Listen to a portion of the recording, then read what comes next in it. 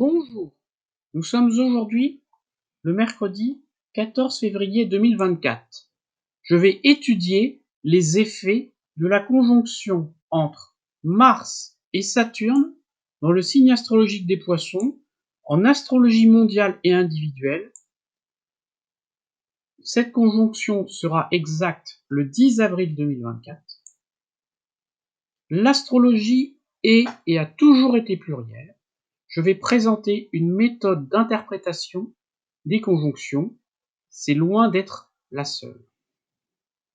Selon l'astrologue Morin de Villefranche, toute configuration est valable jusqu'à la prochaine configuration du même type. Donc, une conjonction entre Mars et Saturne est valable jusqu'à la prochaine conjonction Mars-Saturne. Concrètement, la conjonction Mars-Saturne du 10 avril 2024 est valable jusqu'au 19 avril 2026. Mars est associé à l'action. Mal canalisée, l'action peut se transformer en violence, voire en guerre. Saturne est associé au temps, à la retenue, à la contraction, à tout ce qui dure.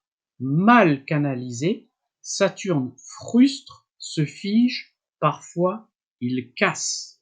L'association entre Mars et Saturne relie deux astres secs qui pensent avant tout à leurs propres intérêts, mais certaines de leurs valeurs sont contradictoires. Mars agit spontanément de manière extravertie, alors que Saturne agit lentement de manière introvertie. Donc, Saturne va freiner Mars, et Mars va pousser Saturne à agir.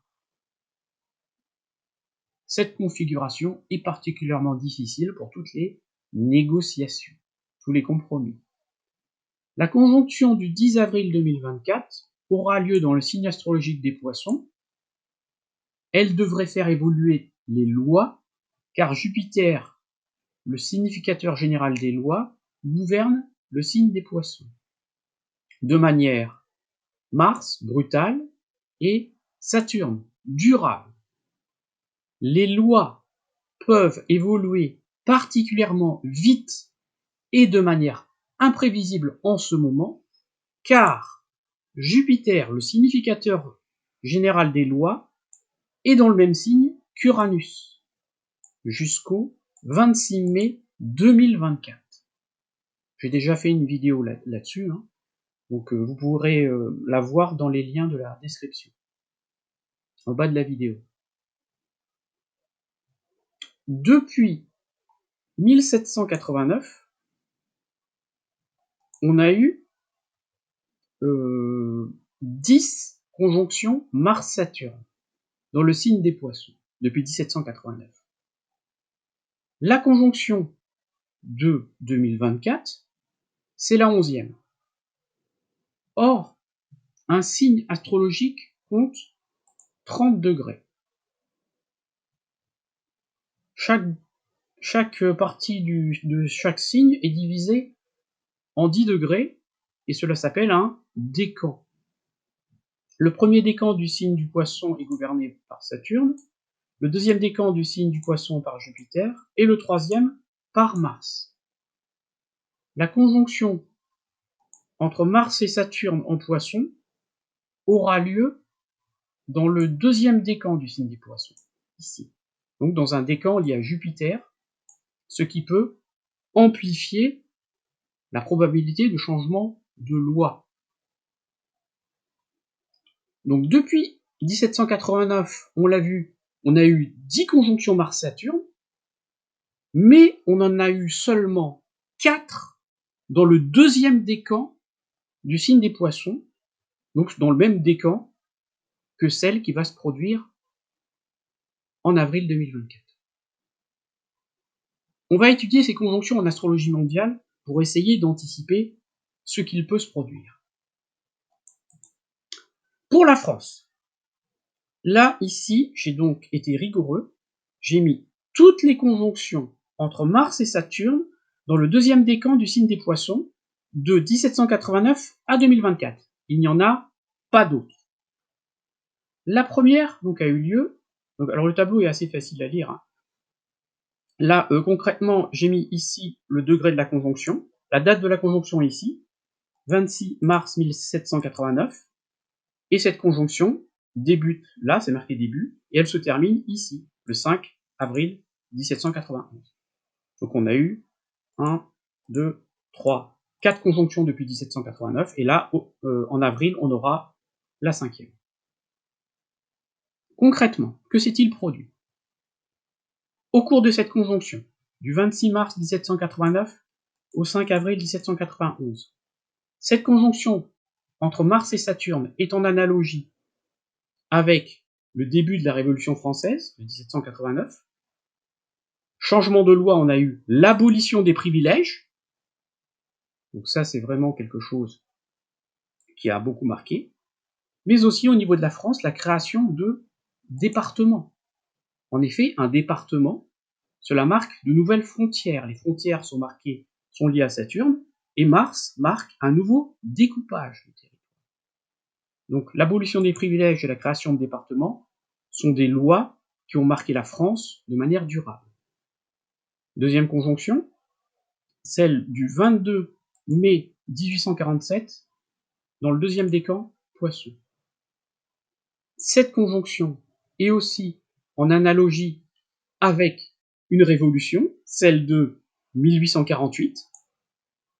Au niveau de l'évolution des lois, on a eu l'abolition de l'esclavage. Là aussi, c'est une loi qui s'inscrit dans la durée avec Saturne et qui a été prise de manière brutale. Et la révolution française de 1948 a abouti à la naissance de la Deuxième République. Changement là aussi majeur dans les lois. Troisième conjonction entre Mars et Saturne, ici, le 3 novembre 1877 jusqu'au 30 juin 1879. Elle est en analogie avec la démission du dernier président monarchiste de la Troisième République. Donc le dernier espoir de restauration monarchique en France s'effondre. Et au niveau des lois, on a eu la loi du 18 mai 1878 qui crée l'administration des chemins de fer.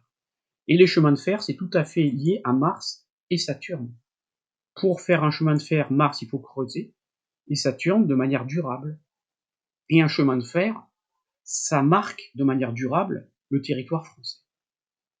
D'autre part, donc là on a eu une révolution en 89, révolution en 48, ici aussi on a eu une révolution en 1878, mais c'est moins connu, elle a eu lieu en Nouvelle-Calédonie. Donc en 1878, là aussi on a eu une révolution en Nouvelle-Calédonie, donc ça c'est marso-saturnien, et cette révolution, qui a échoué, a fait 1200 morts, 200 Européens, et plus de 1000 Kanaks. Mais les chiffres sont discutés. Troisième conjonction entre Mars et Saturne dans le deuxième décan du signe des Poissons, ici. Elle a eu lieu le 21 février 1966 à 17 Poissons, et elle se termine le 2 mars 1968. On a eu au niveau des lois la loi sur la contraception, qui est très importante, qui peut être liée à Mars et Saturne, là aussi. Là aussi, ça change la vie de beaucoup de femmes de manière durable. On a eu le début du mouvement de mai 68, là aussi c'est un mouvement lié à Mars. Les premières émeutes à l'université de Nanterre ont eu lieu pendant cette période, mais aussi en Guadeloupe, on a aussi eu des émeutes, dont on parle pas beaucoup, et des émeutes qui ont été très violentes parce que on a comptabilisé des morts. Mais là aussi, le bilan est discutable. L'État dit qu'il y a eu 8 morts et les Guadeloupéens 87. Aussi, toujours à la même période, la France, ça c'est martien, est sortie du commandement militaire de l'OTAN. Là aussi, cela a marqué un changement important, marso-saturnien. Et enfin, toujours à la même période, on a eu la réorganisation de la région parisienne. Les départements ont été créés ici et ont été réorganisés ici. En effet, on a eu la suppression du département de la Seine-et-Oise, remplacé par l'Essonne, les Yvelines, le Val d'Oise, et le département de la Seine a été remplacé par Paris, les Hauts-de-Seine, la Seine-Saint-Denis. Comme quoi, vous voyez, ça marque le territoire. Donc, que peut-on anticiper pour la prochaine conjonction qui aura lieu dans moins de 2 mois, le 10 avril 2024, elle sera valable jusqu'au 19 avril 2026, à 14 poissons, donc deuxième décan poisson. Comme les autres fois, une révolution d'ampleur pourrait se produire, en France et aussi dans l'outre-mer, on l'a vu.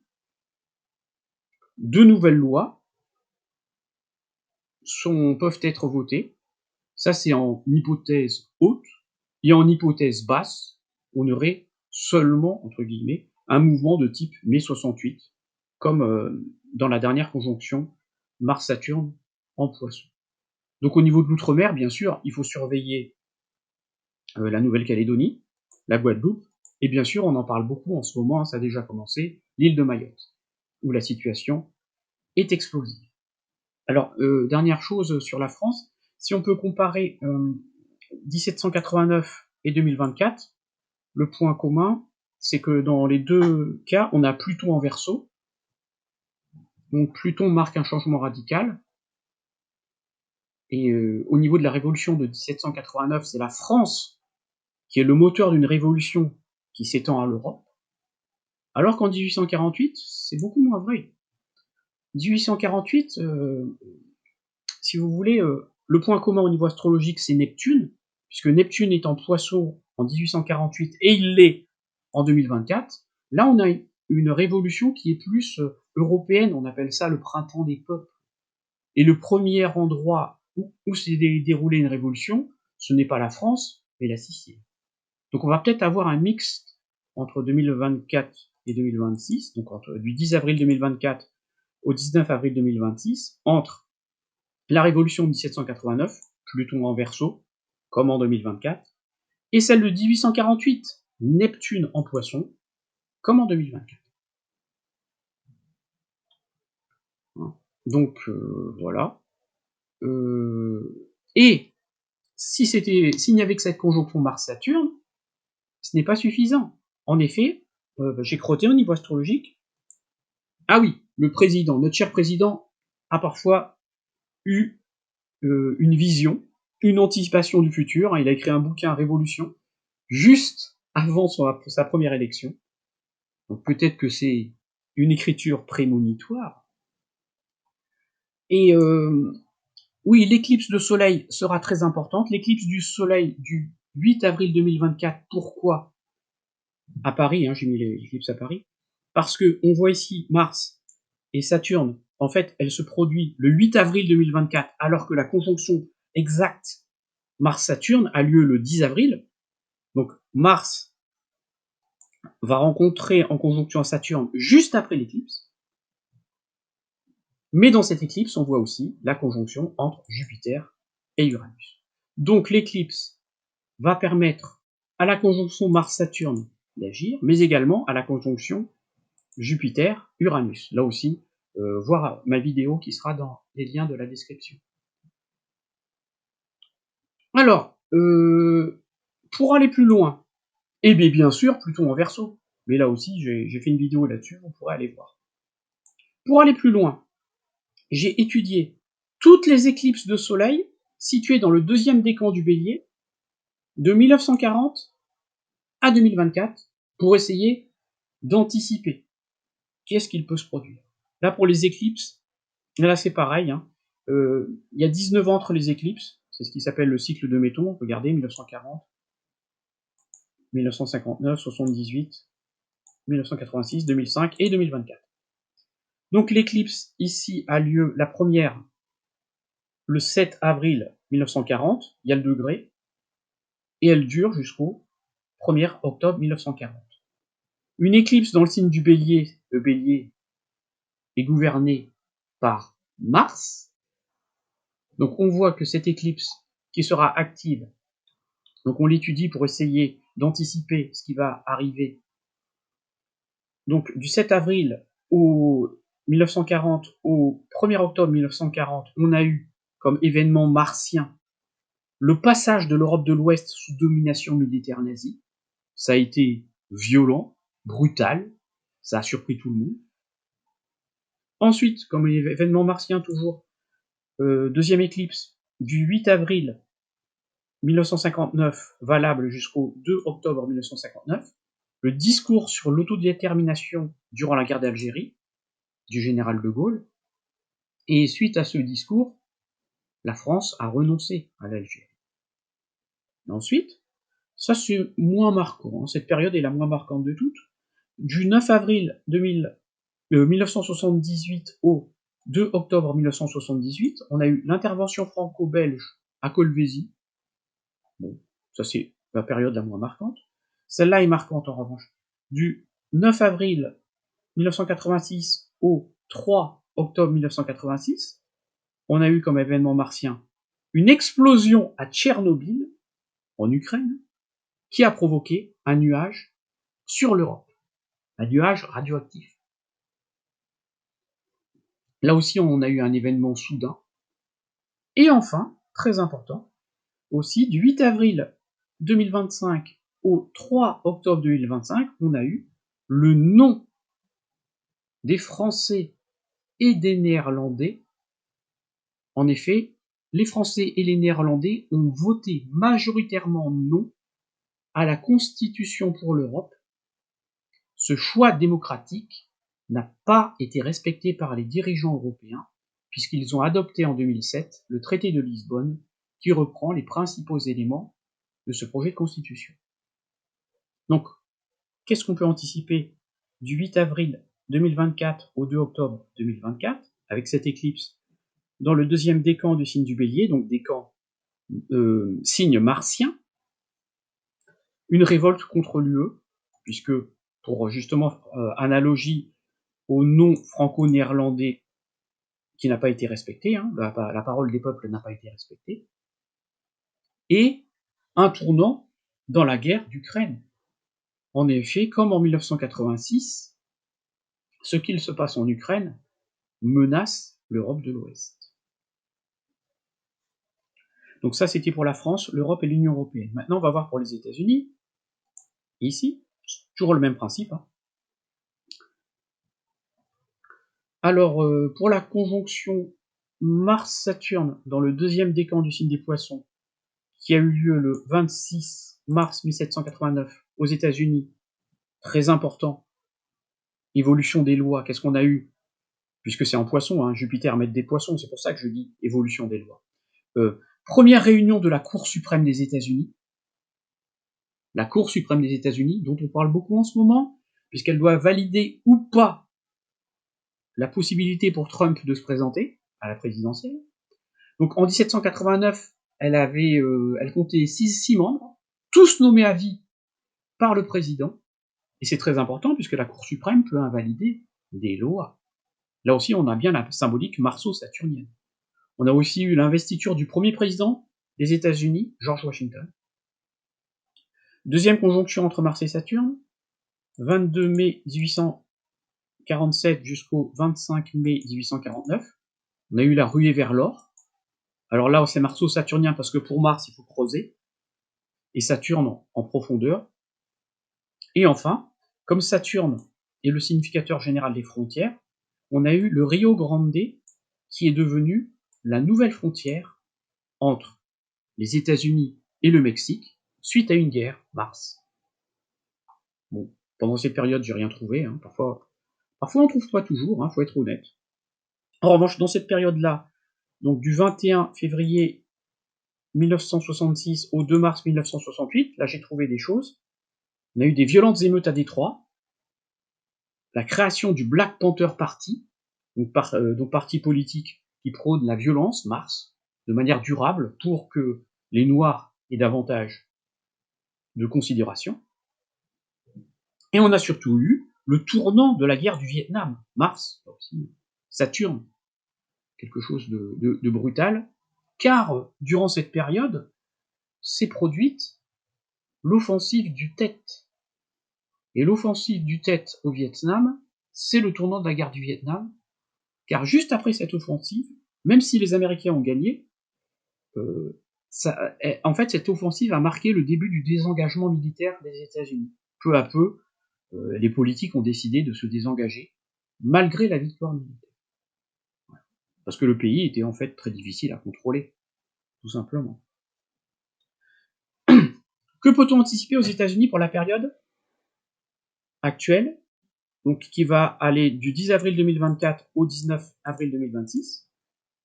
Donc la Cour suprême des États-Unis, on l'a vu, analogie 1789 aura une grande importance, je l'ai dit, pour valider ou pas la possibilité pour Trump de se présenter à la présidentielle.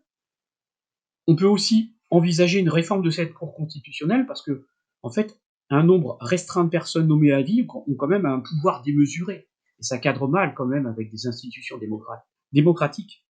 Donc on aura peut-être une réforme de la Cour suprême des États-Unis. On peut craindre des émeutes, comme à Détroit, en 1967. Et on peut craindre que des migrants traversent le Rio Grande, analogie 1848. Donc peut-être qu'il y aura Mars-Saturne, construction d'un mur, ou pas. Et donc là aussi, analogie 1968, on peut avoir un tournant de la guerre en Ukraine, aussi, qui pousse peut-être, probablement, les États-Unis à se désengager de ce conflit, dont il semble difficile d'y voir clair, quoi. C'est très compliqué. Ensuite, pour aller plus loin, j'ai continué les relations entre les États-Unis et l'Iran. J'ai trouvé des choses très intéressantes, toujours avec les éclipses de soleil, j'ai fait comme pour la France, mais en resserrant, puisque là, en France, je suis remonté jusqu'en 1940, alors que là, j'ai été que de 1959 à 2024, éclipse de soleil du deuxième décan Bélier. Donc, celle du 8 avril 1959, valable jusqu'au 2 octobre 1959, a vu la création du premier congrès de la Ligue arabe du pétrole, où siège l'Iran. Alors vous allez me dire, mais qu'est-ce que les États-Unis font là-dedans? En fait, c'est important puisque la Ligue arabe a été créée pour faire face à la baisse des importations venant des États-Unis. Donc là aussi, événement martien, il fallait se défendre, trouver un moyen. Ensuite, période très importante dans les relations entre les États-Unis et l'Iran, entre le 9 avril et le 2 octobre 1978, c'est là le début de la révolution iranienne. En effet, la révolution iranienne a fini par chasser du pouvoir un allié des États-Unis, le Shah d'Iran, qui gouvernait l'Iran, mais en prenant des mesures favorables aux États-Unis, notamment pour tout ce qui est pétrole.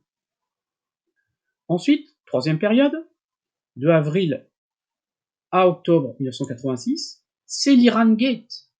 Alors qu'est-ce que c'est l'Iran Gate? Malgré les divergences entre Iran et États-Unis, les États-Unis ont vendu secrètement des armes Mars à l'Iran, et l'Iran devait fournir en contrepartie des armes au Nicaragua. En effet, un amendement américain interdisait un soutien américain aux rebelles du Nicaragua. Donc en fait, ils sont passés par l'Iran. Donc là, on a la parfaite analogie avec ça, avec Mars, bien sûr. Et enfin, en 2005, on a eu Ahmadinejad, excusez-moi pour la prononciation, qui a été élu président de la République islamique d'Iran. Et il est particulièrement opposé aux États-Unis, et un de ses alliés principaux, l'État d'Israël. Donc là aussi, il est relève. Donc que peut-on prévoir du 8 avril au 2 octobre 2024, avec cette éclipse dans le deuxième décan du signe du Bélier? Encore une recrudescence de la crise Iran-États-Unis, on l'a vu, c'est pas facile. Et peut-être une révolution en Iran, comme en 1978, avec peut-être un soutien discret de Washington à la révolution. Mais en tout cas, les risques de révolution en Iran sont élevés, là aussi, et une crise américano-iranienne est à craindre. Je continue. Le conflit israélo-palestinien. Alors là aussi, j'ai réduit. Pour la France, j'avais été beaucoup plus loin, j'avais été de 1789 à 2024, là je vais seulement de 1877 à 2024. Donc, lors de la conjonction entre Mars et Saturne en Poisson du 3 novembre 1877, on a eu la fondation de Petah Tikva, la première implantation agricole juive moderne en Palestine, alors sous domination ottomane. Et ensuite, deuxième conjonction Mars-Saturne dans le deuxième décan du signe des Poissons, on a eu donc du 21 février 1966 au 2 mars 1968, on a eu la guerre des 6 jours qui a vu la victoire d'Israël et surtout l'occupation militaire de la bande de Gaza. Vous voyez, on est exactement dans la problématique où on est aujourd'hui, en 2024. Les Israéliens ont occupé Gaza, la bande de Gaza, jusqu'en 93. Et donc, en 1965, la bande de Gaza était occupée par l'Égypte. Et suite à cette guerre des 6 jours, Mars, guerre, Saturne de manière durable, conséquence de manière durable, Israël a occupé le plateau du Golan, qui appartenait à la Syrie. Toujours pendant cette période, Mars-Saturne, qui peuvent faire évoluer les lois de manière durable, la Knesset a fait de Jérusalem réunifiée la capitale d'Israël. Donc Israël a annexé Jérusalem-Est, et cette annexion est condamnée par les résolutions 476 et 478 du Conseil de sécurité de l'ONU. Voilà. Qu'est-ce qu'on peut anticiper pour la période allant du 10 avril 2024 au 19 avril 2024 ? La bande de Gaza va être source de toutes les convoitises, donc entre Israël qui voudra rester, comme en 1967, et les Palestiniens qui voudront chasser les Israéliens. Et les Égyptiens, ils aimeraient bien aussi reprendre la bande de Gaza. Et les Syriens, ils aimeraient reprendre le plateau du Golan. Donc, instabilité majeure à prévoir dans la région, et peut-être, bien sûr, révolte d'ampleur en Cisjordanie, qui est occupée, en principe, ça appartient, certaines parties, c'est compliqué, le conflit israélo-palestinien. Une partie appartient à la Palestine, mais Israël n'arrête pas de grignoter avec des colons, donc c'est très compliqué. Ensuite, on va changer de sujet, on va voir au niveau des religions, puisqu'on l'a vu, Mars, action, Saturne, durable, dans le signe des Poissons, Jupiter, ce sont des lois, mais les lois peuvent concerner aussi la religion. Avec Jupiter, c'est plutôt la religion officielle. Donc, quelles ont été les actions durables au niveau de la religion de 1789 à 2024 ? Là, c'est dans le monde entier cette fois, c'est pas dans un pays spécifique.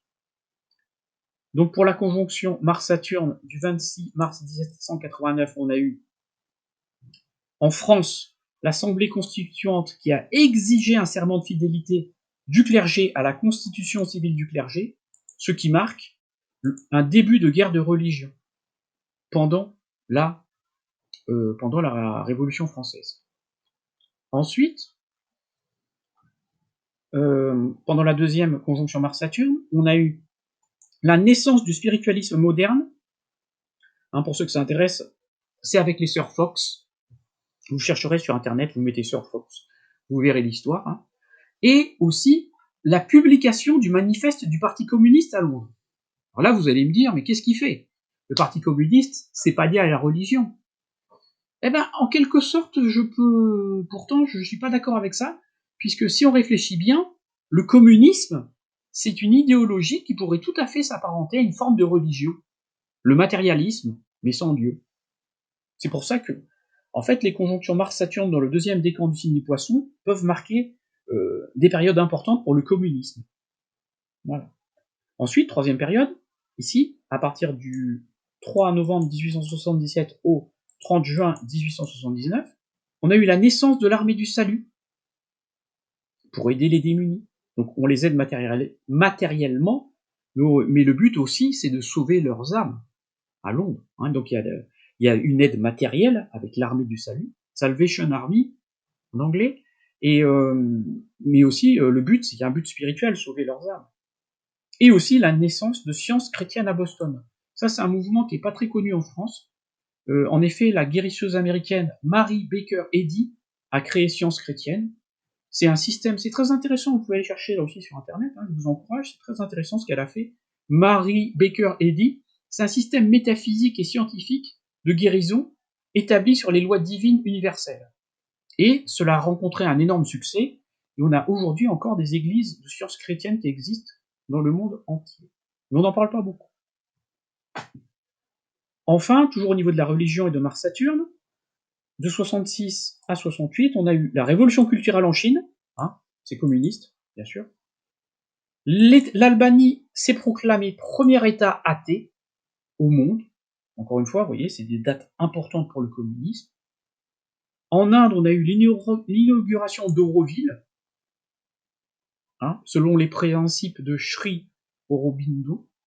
Au Pakistan, Islamabad est devenue la capitale du Pakistan. Islamabad, derrière, il y a un côté religieux, hein, bien sûr, islam.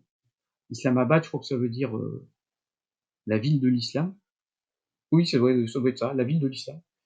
Et je le répète, mais c'est important, la Knesset a fait de Jérusalem réunifiée la capitale d'Israël, avec tous les problèmes que ça peut poser au niveau des tensions internationales. Donc, que peut-on prévoir du 10 avril 2024 au 19 avril 2026 ?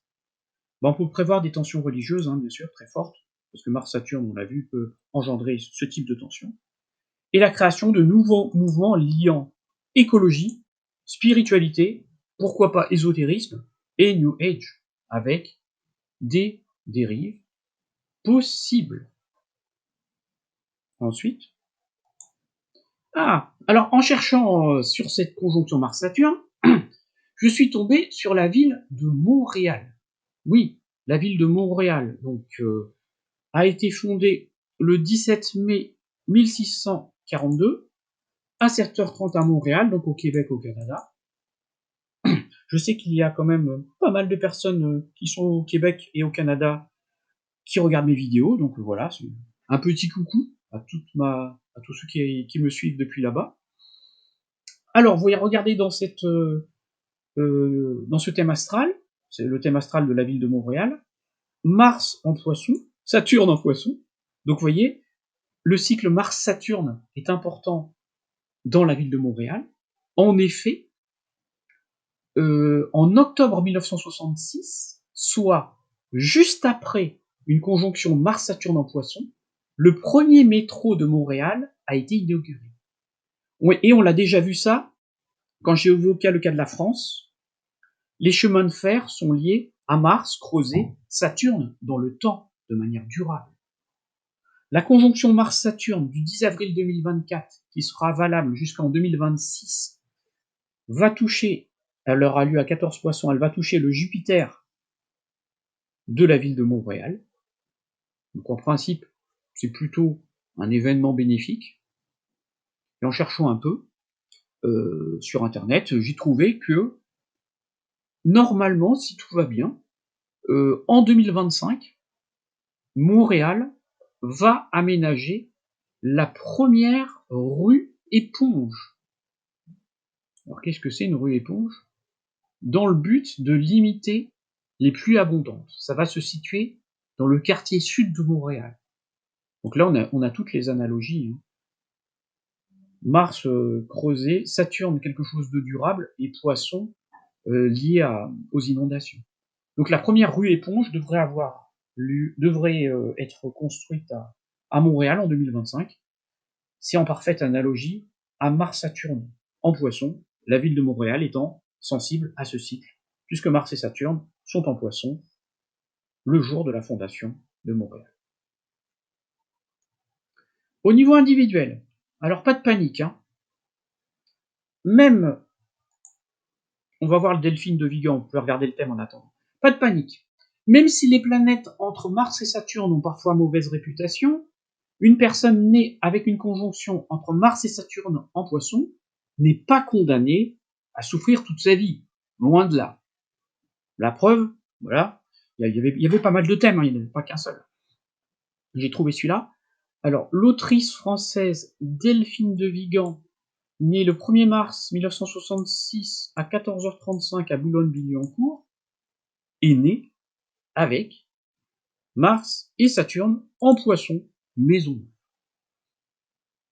Vous voyez, elle a réussi à trouver une expression positive à ces conjonctions qui peut parfois être difficiles. Delphine de Vigan a publié son premier roman en 2001 sous le pseudonyme Lou Delvig. Il est ici, son premier roman, là, ici. Ça s'appelle Jour sans fin, F-A-I-M. C'est un jeu de mots avec Jour sans fin, F-I-N. Et dans ce texte intense abordant le sujet à la fois médiatique et impénétrable de l'anorexie mentale, elle raconte son histoire parce que c'est quelque chose d'autobiographique, visiblement. Donc elle a été confrontée à l'anorexie mentale à 20 ans. Alors dans son thème, c'est pas toujours le cas, mais là ici on a bien la lune qui marque le ressenti, qui se trouve au début de la maison 12, hein, qui peut ici, et surtout la lune gouverne la maison 1, l'ascendant cancer, le corps, hein, parce que toutes les personnes qui ont la lune en 12 ne souffrent pas d'anorexie mentale, hein, loin de là. Mais si la lune maîtrise l'ascendant, le corps, surtout avec une lune en gémeaux, le gémeaux c'est un signe de rumination mentale, c'est possible. Hein, c'est tout à fait possible. Et d'autre part, la lune est aussi l'astre de la célébrité. Donc la lune, la célébrité, elle peut être célèbre grâce aux gémeaux, donc grâce à l'écriture, et grâce à la lune en maison 12, parler des secrets, de ce qui est secret de l'hôpital. D'autre part, son talent pour l'écriture est visible dans son thème car son Mercure, le significateur général de l'écriture, culmine, ici, il culmine en haut du thème, en Poisson maison 9, et Mercure maîtrise la maison 3, la maison de l'écriture, et la 12, les épreuves. Donc Mercure, l'écriture, est lié à la 3 et la 12, les épreuves. Et avec Mercure en 9, ça permet de s'évader. Mercure en 9 en Poisson permet de s'évader de ses problèmes.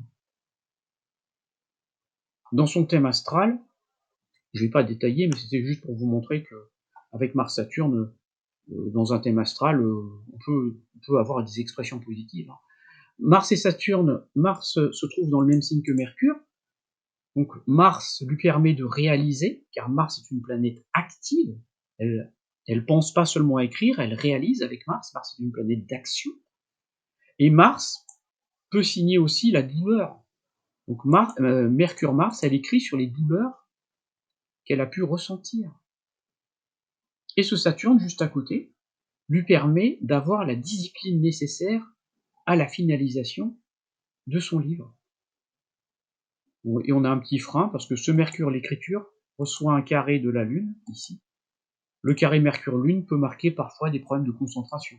Mais avec Mars-Saturne, on est passionné par ce qu'on fait, et cela aide à terminer ses ouvrages.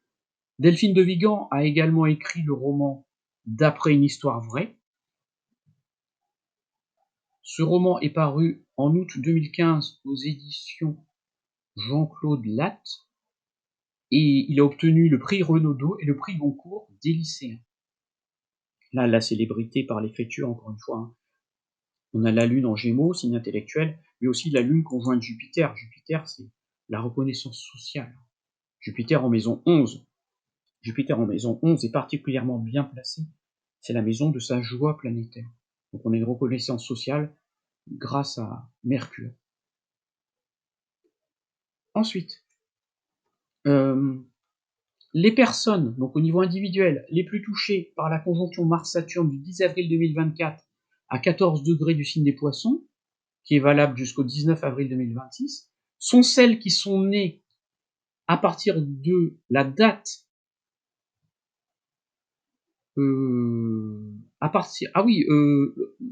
excusez-moi, je m'embrouille. Donc les personnes les plus touchées par la conjonction Mars-Saturne sont celles... Je m'embrouille, désolé. Donc les personnes les plus sensibles à la conjonction Mars-Saturne dans le deuxième décan du signe des Poissons du 10 avril 2024 sont celles qui sont nées du 21 février 1966 au 2 mars 1968. Pourquoi ? Parce qu'en fait, c'est juste après une conjonction Mars-Saturne en Poissons. Donc ça, c'est les premières personnes qui sont sensibles.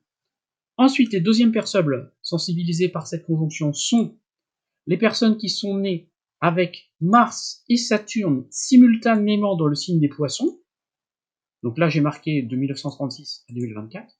C'est-à-dire les personnes nées du 15 janvier au 23 février 1936, du 22 décembre au 29 janvier 1938, du 25 mars au 28 mars 1964, du 31 janvier au 8 mars 1966, du 8 mars au 13 avril 1994 et du 16 février au 23 avril 1996. Au niveau des célébrités, du 22 décembre au 29 janvier 38, on a Anthony Hopkins et Elisabeth Tessier qui sont nés. Ici, du 25 au 28 mars 64, on a Kad Merad et Raphaël Mezrahi.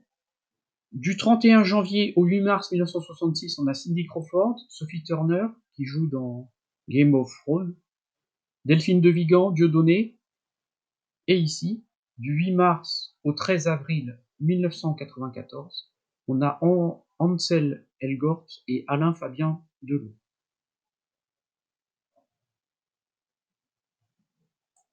Ensuite, donc là on a vu les personnes qui pouvaient être sensibilisées à cette conjonction. Et enfin, toutes les personnes qui ont un facteur astral important situé au degré 14 Poissons. Une personne qui va avoir l'ascendant à 14 Poissons, le milieu du ciel à 14 Poissons, le soleil à 14 Poissons, la lune à 14 Poissons, sera sensibilisée par cette conjonction Mars-Saturne en Poissons. Positivement, cette conjonction Mars-Saturne en Poissons favorise toutes les actions Mars qui demandent de la discipline, de l'organisation, du temps, Saturne. Donc concrètement, commencer ou finir d'écrire un livre, un mémoire, réparer une maison, réparer une voiture, déménager. Bref, toutes les actions durables à long terme sont favorisées. Et négativement, la conjonction Mars-Saturne en Poissons, pour les personnes qui y sont sensibles, hein, j'ai donné la liste. Négativement, cette conjonction peut faire que la personne refuse toute concession. Et au niveau physique, on a des risques de chute, d'accident, parfois dans des cas rares d'opérations médicales, c'est pas toujours. Et la personne avec Mars-Saturne en Poissons, négativement, peut être confrontée à ses limites physiques.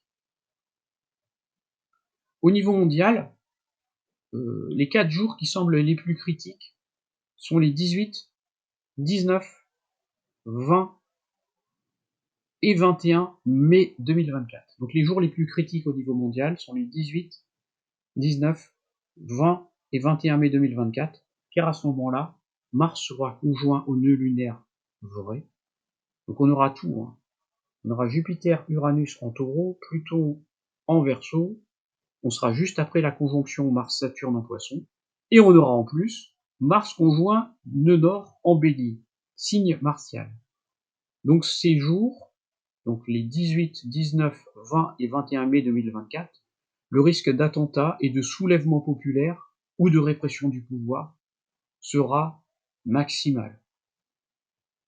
Mais le fait de savoir les choses à l'avance permet toujours de diminuer ces effets négatifs. Merci beaucoup de votre écoute. À bientôt. Au revoir. Et n'hésitez pas à partager la vidéo si elle vous a plu.